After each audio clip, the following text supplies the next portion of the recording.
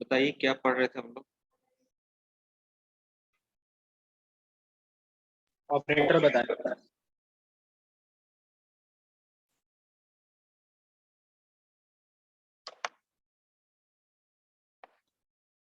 तो हम लोग प्रीवियस क्लास में ऑपरेटर का कॉन्सेप्ट देख रहे थे। ठीक है, अर्थमेटिक ऑपरेटर पढ़ चुके थे।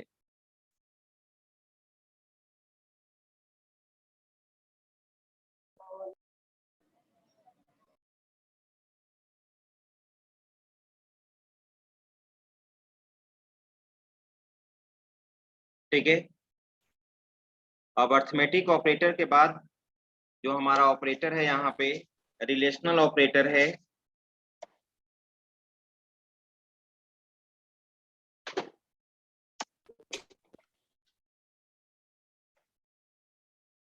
जैसा कि आप जानते हैं कि रिलेशनल ऑपरेटर को हम लोग कंपैरिजन ऑपरेटर के भी नाम से जानते हैं। रिलेशनल ऑपरेटर का काम होता है दो वैल्यू को रिलेट करना। ठीक है, दो वैल्यू को आपस में कंपेयर करना। ये बुलियन टाइप का वैल्यू रिटर्न करता है। ठीक है, और जब दो वैल्यू आपस में रिलेट होगा, कंपेयर होगा, तो कंडीशन क्रिएट होगा। और आप जानते हो कि कंडीशन का दो ही स्टेट होगा, कंडीशन ट्रू होगा या कंडीशन फॉल्स होगा। तो रिलेशनल ऑपरेटर बुलियन टाइप का वैल्यू रिटर्न करता है। ठीक है, बुलियन टाइप का वैल्यू रिटर्न करता है। इसका जो ऑपरेटर यहाँ पर होता है, ठीक है, less than, greater than, less than और इक्वल टू, ग्रेटर देन और इक्वल टू। यहाँ पे नॉट इक्वल टू का साइन ये होता है। सी प्लस प्लस जावा जैसा नहीं होता है, ये नॉट इक्वल टू का साइन है, राइट। और सी प्लस प्लस जावा में आप लिखते हो डबल इक्वल्स ऑपरेटर लिखते हो। ठीक है, यहाँ पर सिंगल इक्वल लिखा जाता है कंपेयर करने के लिए। यही आपका रिलेशनल ऑपरेटर है। ठीक है, देख रहे हैं आप रिलेशनल ऑपरेटर।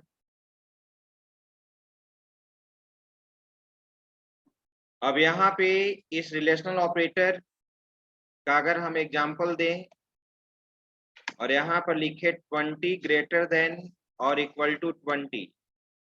ठीक है, फिर मैंने यहाँ पर लिखा 30 नॉट इक्वल टू 40। फिर मैंने लिखा 50 लेस देन इक्वल टू 60 या 40। अब जानते हैं ये बुलियन टाइप का वैल्यू रिटर्न करेगा ट्रू या फॉल्स। फर्स्ट क्या रिटर्न करेगा? ट्रू रिटर्न करेगा। ठीक है, फिर आपका 30 नॉट इक्वल टू 40, ये भी क्या है? ट्रू है। और ये आपका क्या हुआ? फॉल्स है, राइट। थर्ड केस, ये था रिलेशनल ऑपरेटर या कंपैरिजन ऑपरेटर। अब है लॉजिकल ऑपरेटर। जैसा कि आप जानते हैं लॉजिकल ऑपरेटर का क्या रोल होता है प्रोग्रामिंग में। मोर देन वन कंडीशन को कंबाइन करने के लिए हम लोग लॉजिकल ऑपरेटर यूज करते हैं। ठीक है, तीन तरह का लॉजिकल ऑपरेटर होता है, लॉजिकल एंड, लॉजिकल और लॉजिकल नोट। ठीक है, और आप ये भी जानते हो कि लॉजिकल एंड ट्रू कब रिटर्न करता है, लॉजिकल और ट्रू कब रिटर्न करेगा। ठीक है,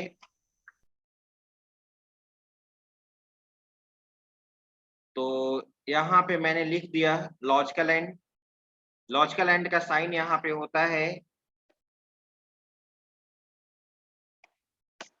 लॉजिकल एंड। ठीक है, इसमें हम लोग एंड ही लिखते हैं। और आपको मालूम है वहां पे हम लोग डबल एम्परसेंड लिखते हैं, सी प्लस प्लस जावा में लिखते हैं ना, यहाँ पे ए एन डी एंड लिखते हैं। ठीक है, और लिखोगे, इसको हम लोग कहते हैं लॉजिकल और। लॉजिकल और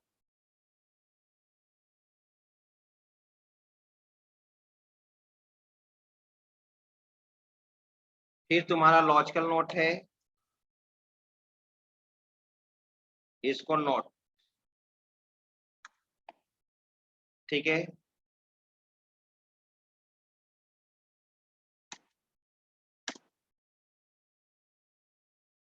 लॉजिकल नोट।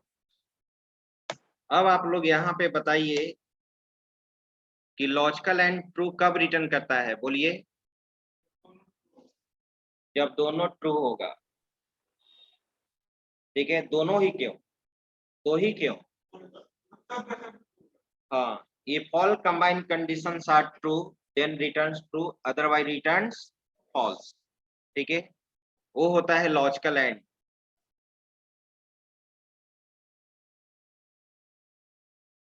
ठीक है। अब यहाँ पे अगर मैं एग्जांपल लिखूं, ठीक है, 20 ग्रेटर देन और इक्वल टू 20 एंड, ठीक है, 30 ग्रेटर देन 20 एंड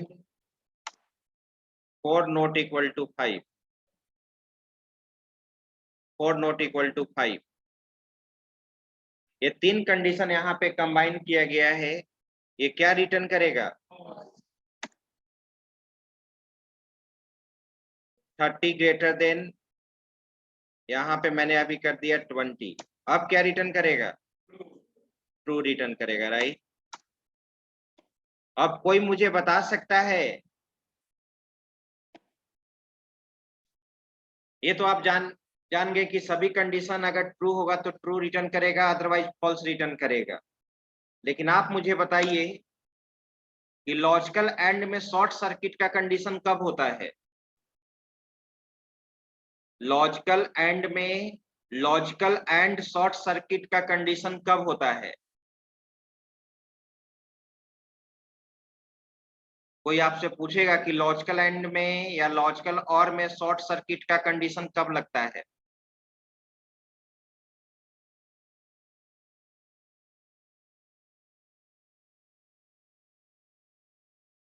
नहीं जानते हैं? Logical and short circuit condition कब लगता है? चार कंडीशन कंबाइन हो या पांच कंडीशन कंबाइन हो। जहां पे कंडीशन फॉल्स हो गया उसके आगे का कंडीशन चेक नहीं होता है। लॉजिकल एंड कहता है कि जहां पे कंडीशन फॉल्स हो जाएगा उसके आगे का फिर कंडीशन चेक नहीं होगा। इसी कॉन्सेप्ट को बोला जाता है लॉजिकल एंड शॉर्ट सर्किट। चार कंडीशन कंबाइन किए हो, अगर फर्स्ट कंडीशन फॉल्स हो गया तो तुम ही सोचो आगे कंडीशन चेक करने से क्या बेनिफिट होगा। वहीं पे तो रिटर्न हो गया कि वो अब फॉल्स होगा एनी हाउ, तो आगे कंडीशन क्यों चेक होगा? और आगे कंडीशन चेक भी नहीं होता है। इसी कॉन्सेप्ट को क्या बोलते हैं? Logical and short circuit. Logical और में शॉर्ट सर्किट क्या होगा? जहां पे कंडीशन ट्रू हो जाएगा, राइट। जहां पे कंडीशन ट्रू होगा उसके आगे का कंडीशन चेक नहीं होगा, दैट इज कॉल्ड लॉजिकल और शॉर्ट सर्किट। तुम जानते हो ना कि लॉजिकल और ट्रू कब रिटर्न करता है? जब कंडीशन ट्रू होगा। कोई भी एक कंडीशन ट्रू हो गया तो ट्रू रिटर्न करेगा, ठीक है। और चार कंडीशन तुम लॉजिकल और के द्वारा कंबाइन किए हो और फर्स्ट कंडीशन अगर ट्रू हो गया तो आगे कंडीशन चेक करने से क्या फायदा है? दैट इज कॉल्ड लॉजिकल और शॉर्ट सर्किट,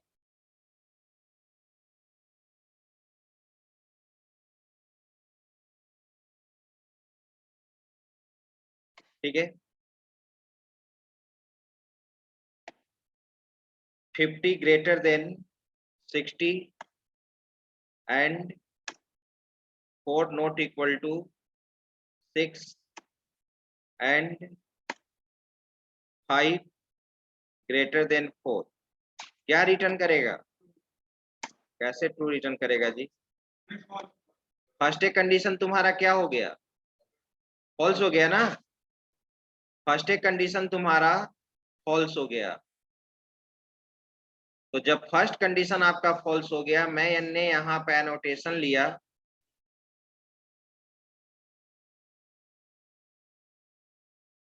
और यहाँ पे तुम देख रहे हो कि ये कंडीशन तुम्हारा जो यहाँ पर है ये फॉल्स है।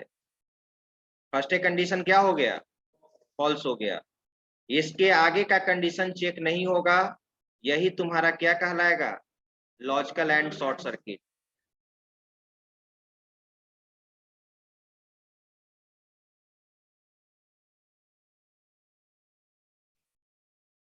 Logical and short circuit.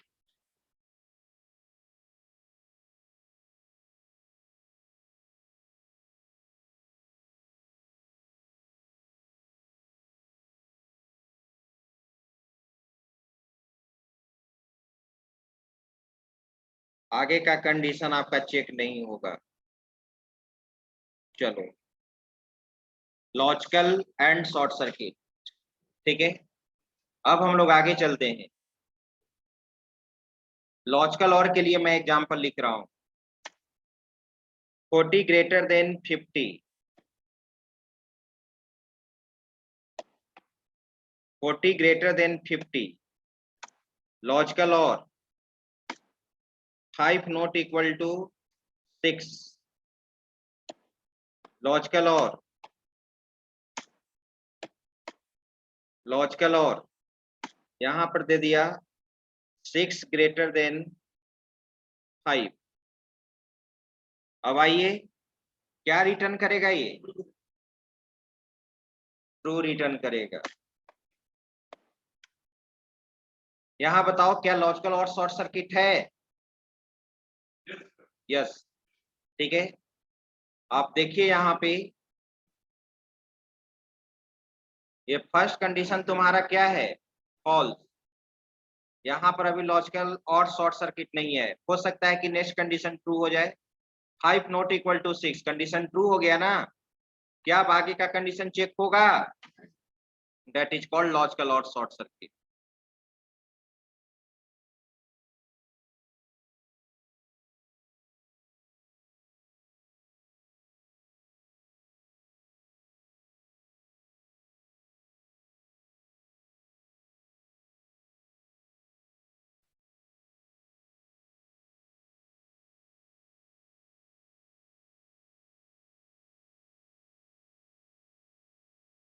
अब बताओ लॉजिकल नोट क्या करता है, कोई भी बताइए।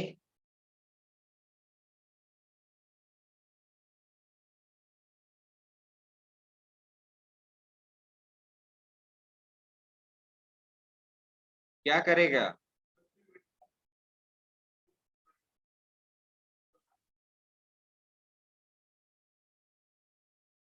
और कोई लॉजिकल नोट ट्रू या फॉल्स कब रिटर्न करता है? Just opposite, right. अगर कंडीशन ट्रू है तो फॉल्स रिटर्न करेगा, अगर कंडीशन फॉल्स है तो ट्रू, और ट्रू है तो फॉल्स, ठीक है। अगर मैंने इसका एग्जाम्पल लिया,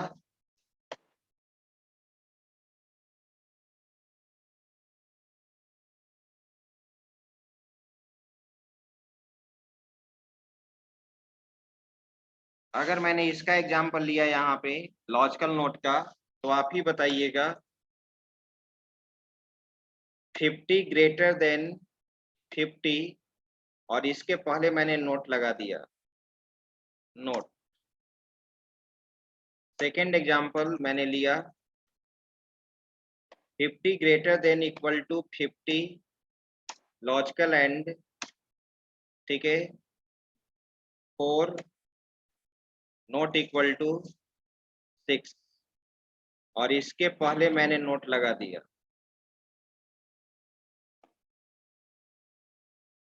अब बताइए दोनों में क्या रिटर्न करेगा? फर्स्ट में क्या लिख दे, 50 ग्रेटर देन 50, कंडीशन फॉल्स है, और फॉल्स का नोट क्या हो जाएगा, ट्रू हो जाएगा। सबसे पहले ये लॉजिकल एंड चेक कीजिए कि ट्रू रिटर्न करेगा कि फॉल्स रिटर्न करेगा। 50 greater than equal to 50 true है, 4 नोट इक्वल टू 6 ट्रू है, तो ट्रू रिटर्न किया, और ट्रू का नोट क्या हो गया, फॉल्स। ये हो गया, ठीक है।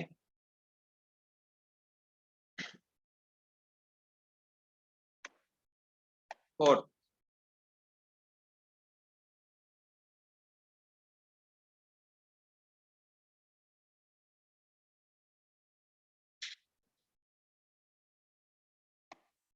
असाइनमेंट ऑपरेटर,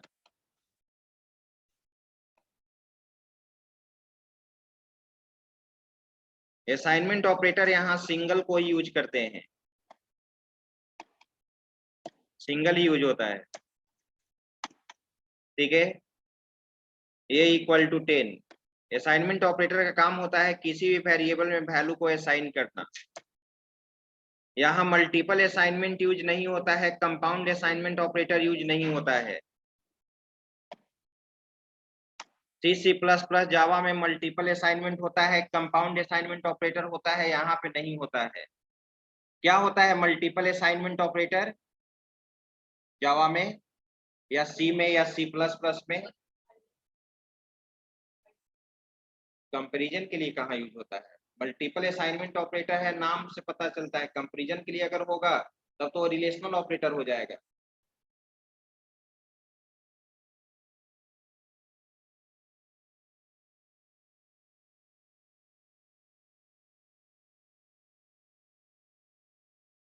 क्या होता है multiple assignment operator?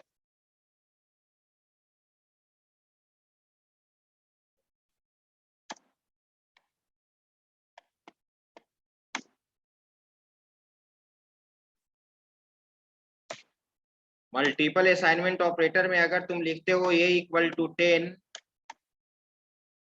b equal to 20 और c इक्वल टू 30, ये सभी में 10 ही रखो। कहीं वेरिएबल देखते हो प्रोग्रामिंग में बनाते हो तो कुछ ऐसे वेरिएबल्स होते हैं जिनमें वैल्यू क्या होता है, सेम स्टोर रहता है। मोर देन वन वेरिएबल में वैल्यू क्या होता है, सेम। ए में भी 1 इनिशियलाइज करना है, बी में भी 1 इनिशियलाइज करना है, सी में भी 1 इनिशियलाइज करना है। और कोई कहेगा अभी तो ये 3 स्टेटमेंट हो गया ना, ए में 10 है, बी में 10 है, सी में 10 है, इसको हम एक ही लाइन में लिखना चाहते हैं, एक ही स्टेटमेंट में। Very good. A equal to B equal to C equal to 10, that is called multiple assignment operator. इसी को तो बोलते हैं मल्टीपल असाइनमेंट ऑपरेटर। जो लास्ट वैल्यू 10 है वो A में भी जाएगा, B में भी जाएगा, C में भी जाएगा, that is called multiple assignment operator. लेकिन डॉटनेट इसको सपोर्ट नहीं करता है। कंपाउंड तो आप जान ही रहे होंगे,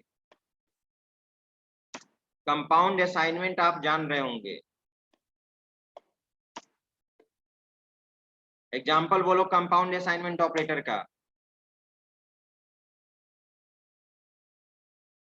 बोलो। कंपाउंड असाइनमेंट ऑपरेटर को शॉर्टकट असाइनमेंट ऑपरेटर भी बोलते हैं। अब बोलो कहीं इससे याद आ जाए, शॉर्टकट असाइनमेंट, हाँ बोलो, plus equal to, very good. यहाँ पे हम क्या लिखेंगे, ए प्लस इक्वल टू 20, यानी जानते हो इसका मतलब क्या हुआ? इसका मतलब हो गया, क्या हुआ इसका मतलब? 31, a equal to a plus 20. Very good. Online student बोला a equal to a plus 20। a equal to a plus 20 को तुम ऐसे लिख सकते हो, a plus equal to 20, that is called compound assignment operator या शॉर्टकट असाइनमेंट ऑपरेटर। ये bitwise operator के साथ भी यूज किया जाता है। ऐसे भी कोई लिख दिया, बता दिया कि ये क्या है, अगर ऐसे दे दिया तो इसका मतलब क्या हुआ बताओ? a equal to a left shift कितना से, 2 से। इसी को कहते हैं कंपाउंड असाइनमेंट ऑपरेटर या shortcut assignment operator. Increment operator और डिक्रीमेंट ऑपरेटर VB.NET में नहीं होता है, ठीक है। लिखते हो ना प्लस प्लस और माइनस माइनस, ये VB.NET में नहीं होता है, जबकि C#.NET में सारा अवेलेबल है, लेकिन तुम VB.NET में यूज नहीं कर सकते हो। VB.NET में आप यूज नहीं कर सकते हो। वही C# .NET में तुम यूज कर सकते हो।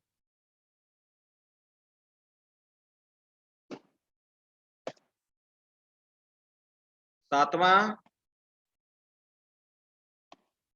Increment operator. Increment operator VB.NET में नहीं होता है, लेकिन C# .NET में होता है, C++, जावा, पाइथन में होता है। आप पढ़े हैं, इसको मुझे बताने का जरूरत नहीं है, लेकिन वो क्लियर है कि अगर हम पूछ दे तो उसका कोई आंसर नहीं बता पाएगा। जानते हुए भी आप आंसर नहीं बताएंगे, क्योंकि उतना आप प्रैक्टिस ही नहीं किए होंगे, उतना डीप में आप गए ही भी नहीं होंगे। देखते हैं कौन बताता है। मेरा एक क्वेश्चन है, इस पे बोर्ड पे आप देखिए और मुझे सोल्व करके बताइए व्हाट विल बी आउटपुट। जो बता देगा उसके पास इंक्रीमेंट डिक्रीमेंट ऑपरेटर का कॉन्सेप्ट है।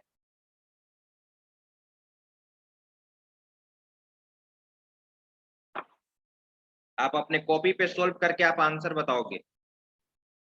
मैं 2 मिनट का समय दूंगा। ये इक्वल टू 10 है। देखो क्या दिख रहा है जी मोबाइल में? मीटिंग? क्यों मीटिंग है? नहीं दिखाई दे रहा है, इतना बोल्ड फेस है। स्क्रीनशॉट बाद में लेना, देखो अभी बोलेंगे तब, इधर ध्यान दो। लिखो, बाकी लोग तो ऑफलाइन में हो तो लिखो, सब कुछ भूल जाओगे ऑनलाइन के चक्कर में। जो ऑनलाइन स्टूडेंट है वो अब जैसे पढ़े, घर पर है, क्या कर रहा है, उसको मुझे बताने की जरूरत नहीं है। लिख रहा है या स्क्रीनशॉट ले रहा है, लेकिन ऑफलाइन में आए हो तो कॉपी पे लिखो, यहाँ तो लिखने का टाइम है।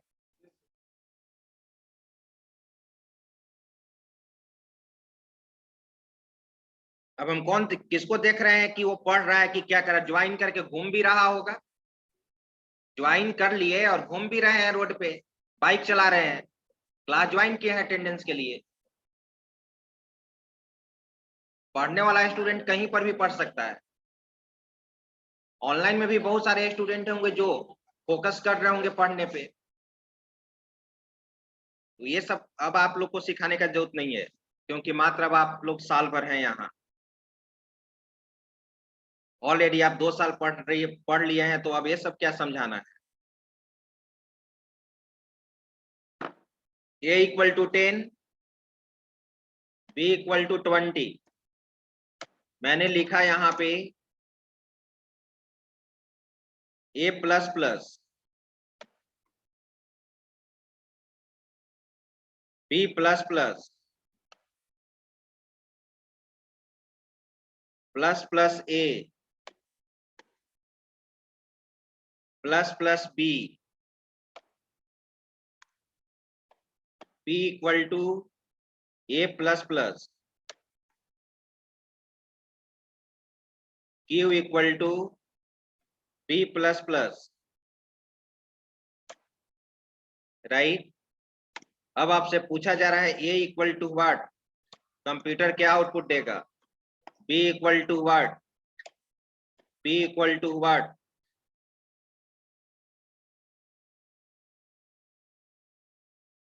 और यहाँ पे पूछ दिया गया, और ये VB.NET में नहीं होता है, C++, जावा, पाइथन, C#.NET। बताओ आउटपुट क्या होगा?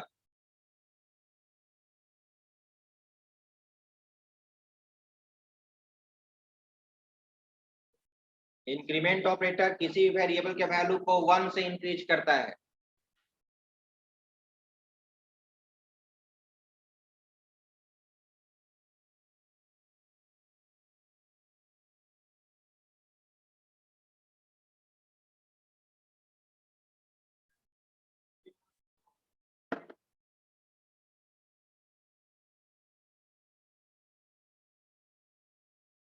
क्या?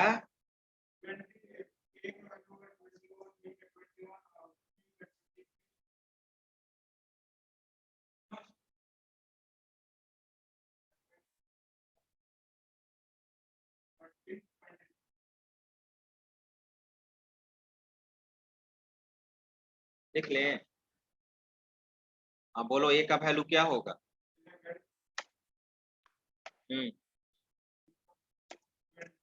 B का 21, B का 30, 13 13। और कोई?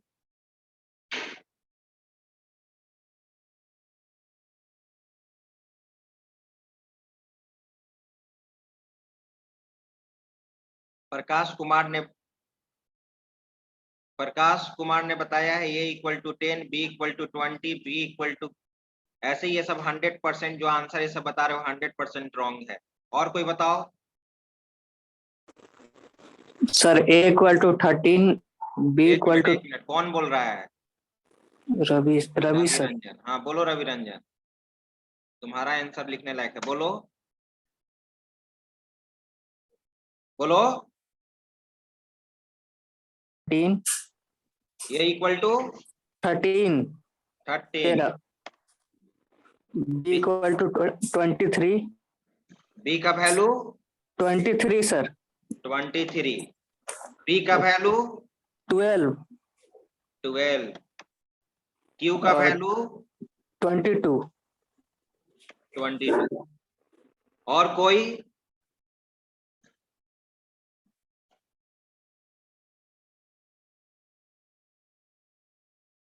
चलिए 2 का रिजल्ट है, मे भी हो सकता है कि सेकंड वाला आंसर सही हो।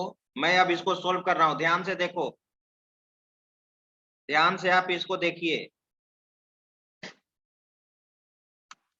अब मैं इसको सोल्व कर रहा हूं, क्या प्रोसेस है, यानी आपने ये सब ऑपरेटर आपको पाइथन और सी में ही क्लियर कर लेना चाहिए था।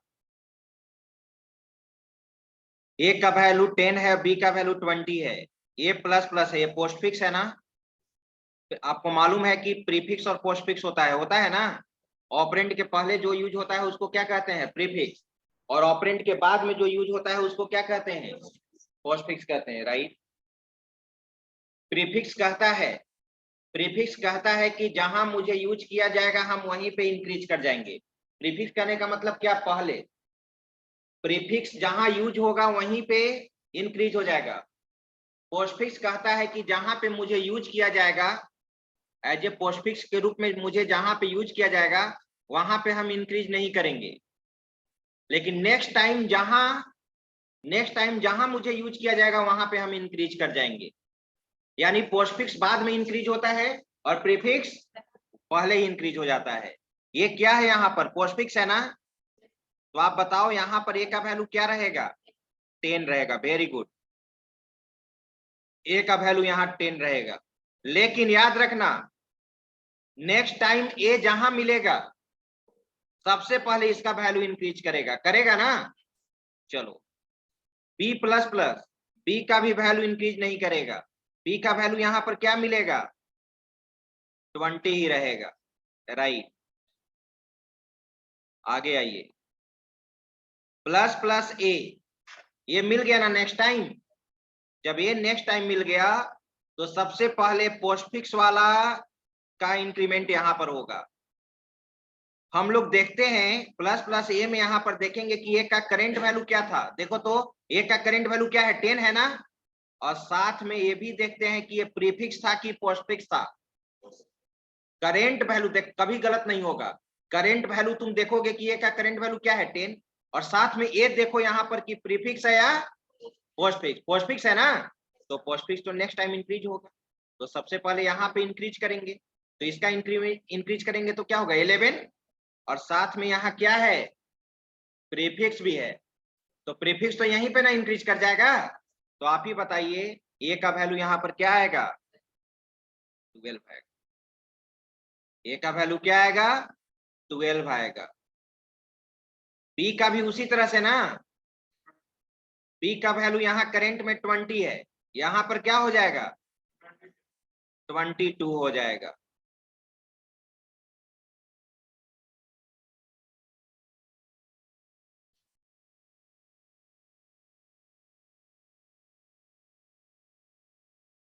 राइट। अब आइए, अब यहां पर बताइए तो कोई ए का वैल्यू क्या होगा? ए का वैल्यू देखो करंट में, कहां है ए का वैल्यू करंट में? यहां है। और साथ में ये भी देखेंगे कि ये प्रीफिक्स है कि पोस्टफिक्स? प्रीफिक्स, तो प्रीफिक्स तो यही ना इंक्रीज हो गया होगा। और यहाँ पोस्ट फिक्स है, क्या इंक्रीज करेगा? तो ए का वैल्यू क्या रह जाएगा? 12 ही रह जाएगा। और जो वैल्यू ठीक है, जो वैल्यू यहाँ पर ए का होगा वही वैल्यू पी में असाइन होगा ना। यहाँ पर ए का वैल्यू जो करंट में आया वही पी में स्टोर होगा, तो पी का भी वैल्यू क्या होगा? 12 होगा। पी का भी वैल्यू 12 होगा, राइट। इसमें आ जाओ बी प्लस प्लस में। बी का करंट वैल्यू देखो क्या है? 22। ये प्रीफिक्स है, यहीं पे इंक्रीज हो गया होगा, और ये पोस्टफिक्स है, क्या यहाँ पे इंक्रीज करेगा? नहीं करेगा। तो बी का वैल्यू क्या रह जाएगा? 22 रह जाएगा, राइट। तो क्यू में भी क्या होगा? 22। ठीक है। अब चलो, अब देखो ए को प्रिंट करा रहे हैं। तुम ए को जब प्रिंट करा रहे हो तो ए का करंट वैल्यू क्या है देखो तो। ए का करंट वैल्यू क्या है? 12 है। ए का करंट वैल्यू 12 है। साथ में देखो कि ये प्रीफिक्स है या पोस्ट फिक्स। तो पोस्ट फिक्स क्या होता है? नेक्स्ट टाइम इंक्रीमेंट होगा ना। इसका इंक्रीमेंट कहां पे होगा? यहाँ पर। ए का वैल्यू यहाँ 12 है, 30। रविरंजन का रिजल्ट सही है। बी का वैल्यू करंट में आ जाओ, क्या है? 22। पोस्ट फिक्स है, यहाँ क्या हो जाएगा? 23। बी का करंट वैल्यू क्या है? बी का करंट वैल्यू 12 है, तो 12 ही रहेगा। क्यू का 22। ये रूल है बनाने का।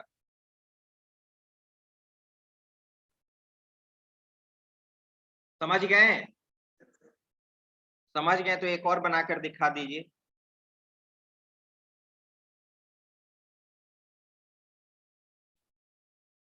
मेरा एक क्वेश्चन है, a equal to 40,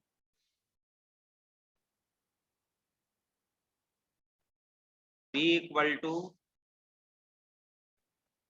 50,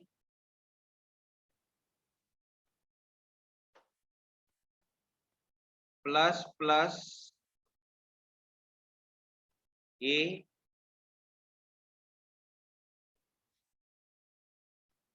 minus minus b minus minus b plus plus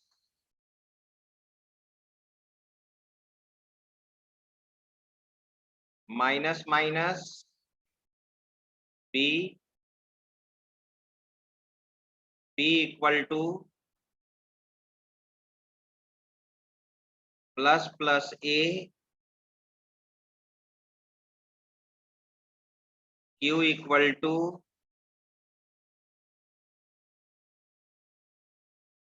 b plus plus. अब आपको बताना है a का वैल्यू क्या होगा, b का वैल्यू क्या होगा, p का वैल्यू क्या होगा, और q का वैल्यू क्या होगा। चलिए बताइए।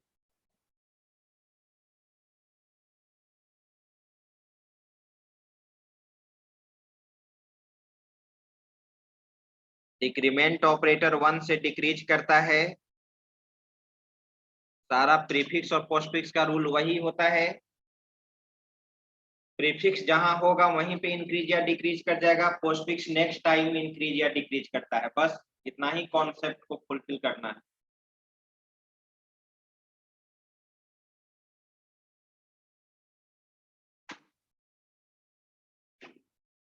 बन गया? बताओ। 1 मिनट रुको। हाँ बोलो। A41, B equals to 50, B equal to 41, 50। तुम बोलो, अपना बोलो जो आया है। 50।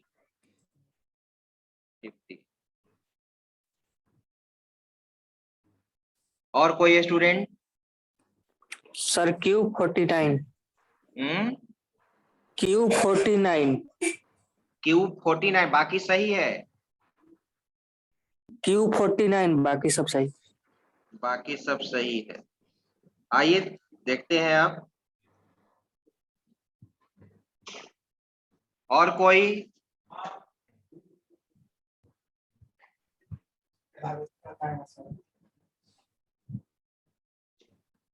बाकी सही है रिजल्ट।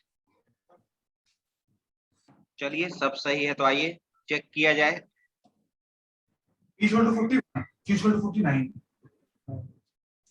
बताइए यहाँ पर प्लस प्लस ए का वैल्यू क्या हो जाएगा? 41 हो जाएगा।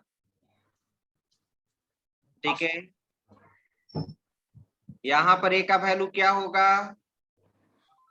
41 ही हो जाएगा, क्योंकि ये पोस्टफिक्स डिक्रीमेंट है ना।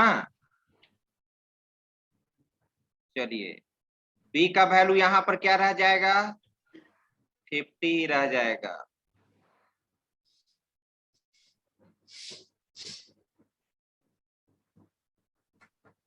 बी प्लस प्लस है तो यहाँ ध्यान दीजिए, सबसे पहले बी का करंट वैल्यू 50 है, ये पोस्टफिक्स डिक्रीमेंट है ना, तो बी का वैल्यू सबसे पहले यहाँ पर घटेगा, तो क्या हो जाएगा? 49। और ये तो पोस्टफिक्स है, इंक्रीज नहीं करेगा, तो बी का वैल्यू मैं क्या लिख दूं? 49। आगे बढ़िए, माइनस माइनस बी, बी का करंट वैल्यू 49 है। ठीक है,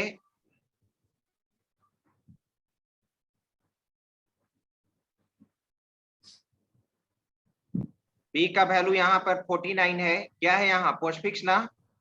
ठीक है, यहाँ पे सबसे पहले इंक्रीज करेगा, तो इंक्रीज करेगा तो 49 क्या हो जाएगा? 50, और साथ में यहाँ प्रीफिक्स डिक्रीमेंट है ना, तो बी का वैल्यू क्या रह जाएगा? 49।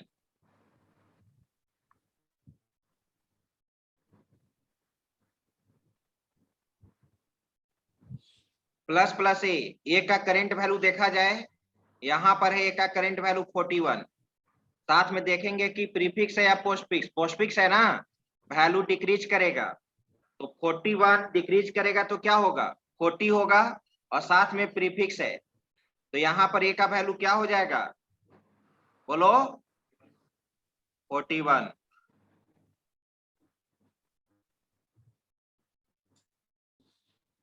तो पी में भी क्या हो जाएगा? 41। चलिए,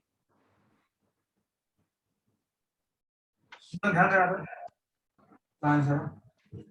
ए और पी का वैल्यू 41, बी का 49 और क्यू का 50। क्यू का 49 पक्का? क्या आप कुछ आशीष कुमार बोल रहे हो या पढ़ा रहे हो, ट्यूशन पढ़ा रहे हो क्या?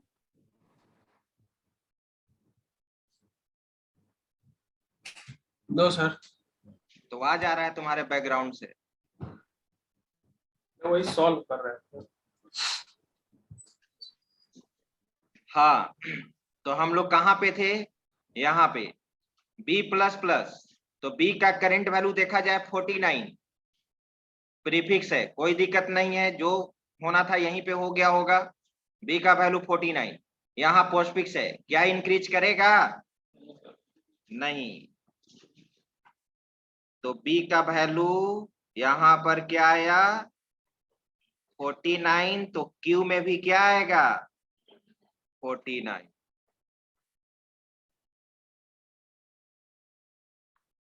q में भी 49 आएगा। आगे बढ़िए, ए का वैल्यू, ए का करंट देखो 41 है, यहीं पे प्रीफिक्स था, तो 41 रिजल्ट सही है। बी का वैल्यू करंट में देखो 49 है, एक आगे यहाँ बढ़ेगा, एक आगे यहाँ पे बढ़ेगा, तो बी का वैल्यू यहाँ पर 49 है, तो यहाँ 50 सही है। बी का वैल्यू 41 सही है, क्यू का वैल्यू 49 सही है।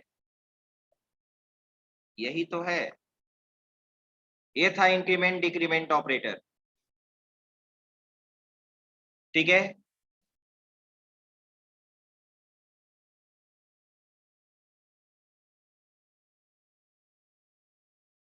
लिख लीजिए, जिसको लिखना है लिख लीजिए, जिसको स्क्रीनशॉट लेना है स्क्रीनशॉट ले लीजिए।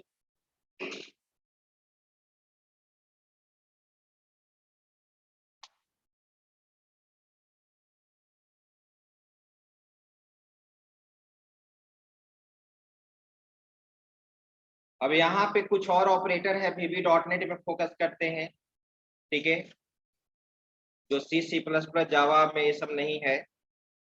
एक यहाँ पे ऑपरेटर है अंडरस्कोर, हटा दे इसको।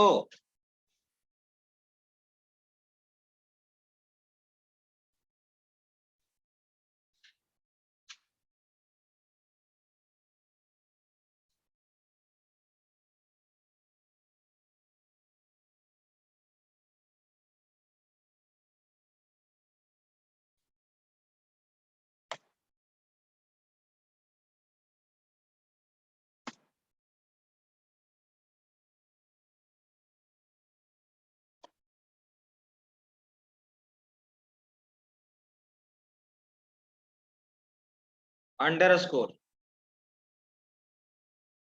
अंडरस्कोर में क्या है, आप सेम लाइन के स्टेटमेंट को मल्टीपल लाइन में लिख सकते हैं, एक लाइन स्टेटमेंट को डिफरेंट डिफरेंट लाइन में लिख सकते हैं। मैं इसका डिफिनेशन लिख देता हूं।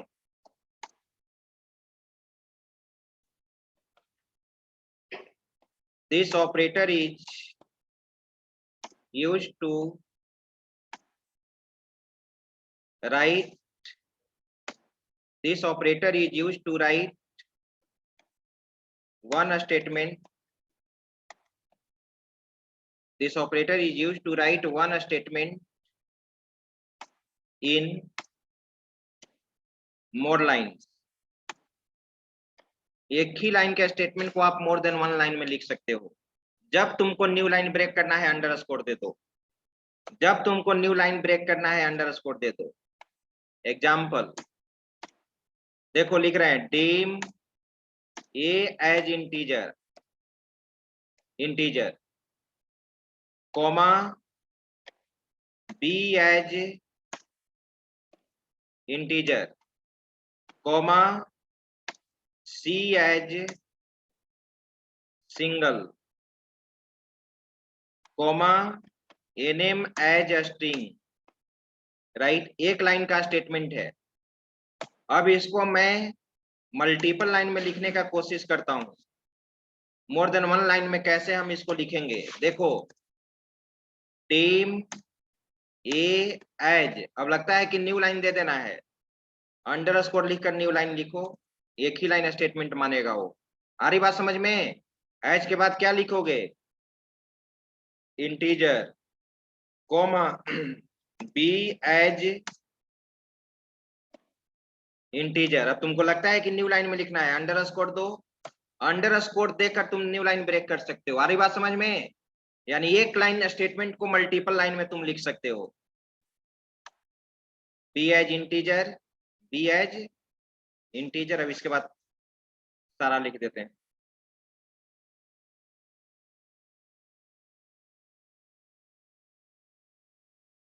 यही है तुम्हारा अंडरस्कोर।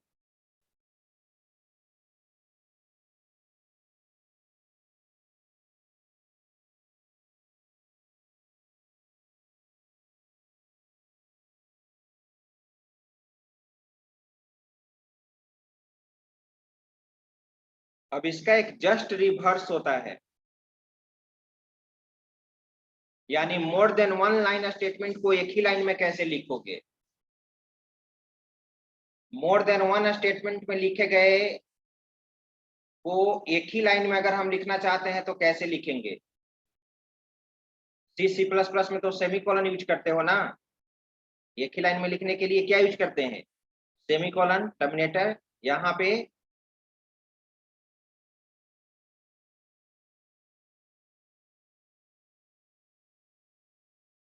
यहाँ पे लगता है कोलोन साइन यूज होता है क्या, देखना पड़ेगा।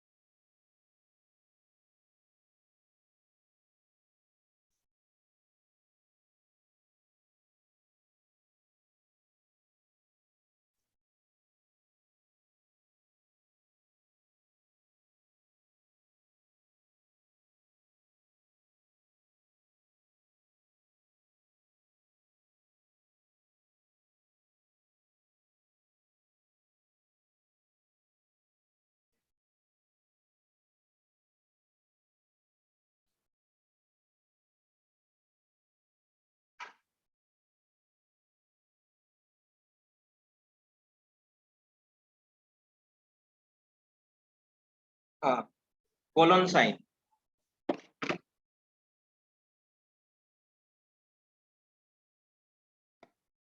देखो यहाँ पे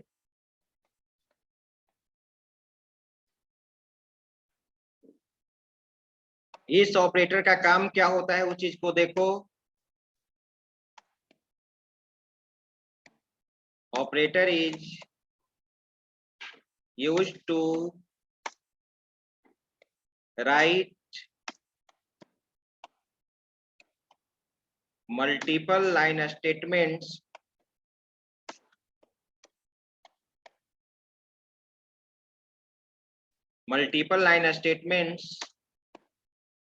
into single line। Multiple line में लिखे गए स्टेटमेंट को आप सिंगल लाइन में लिख सकते हो। एग्जाम्पल, मान लो team A, B, C as integer,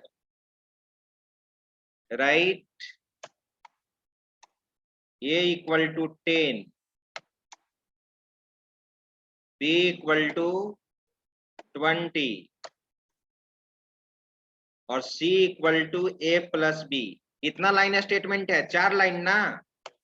अब इसको एक लाइन में लिखना है, एक लाइन में लिखना है इसको। तो देखो क्या लिख रहे हैं, dim A, B, C as integer colon sign, A equal to 10 colon sign, B equal to 20 colon sign, C equal to A plus B। हो गया। 4 लाइन के स्टेटमेंट को हम एक ही लाइन में लिख दिए।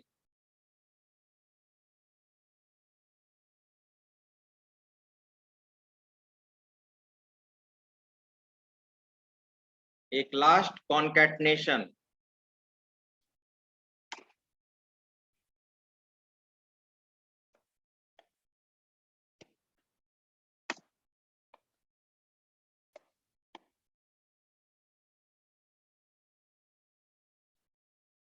ये भी होता है या प्लस भी यूज करते हैं।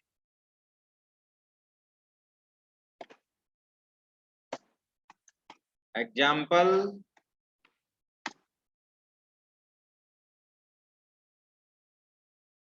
वेल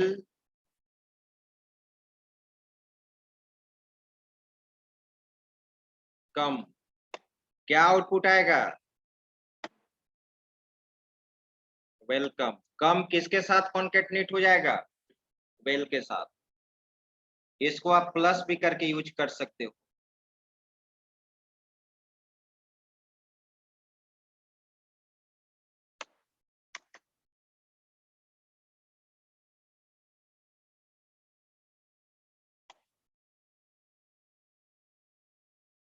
ये था ऑपरेटर्स। तो ऑपरेटर्स छूटा हुआ था इसलिए मैंने यहाँ पे पढ़ा दिया। अब आगे हम लोग जहां जिस टॉपिक को समाप्त किए थे उसके आगे हम लोग को क्या देखना था? एरे का कॉन्सेप्ट। कंट्रोल स्टेटमेंट समाप्त हो चुका था। अब हम लोग नेक्स्ट क्लास में एरे का कॉन्सेप्ट देखेंगे। ठीक है।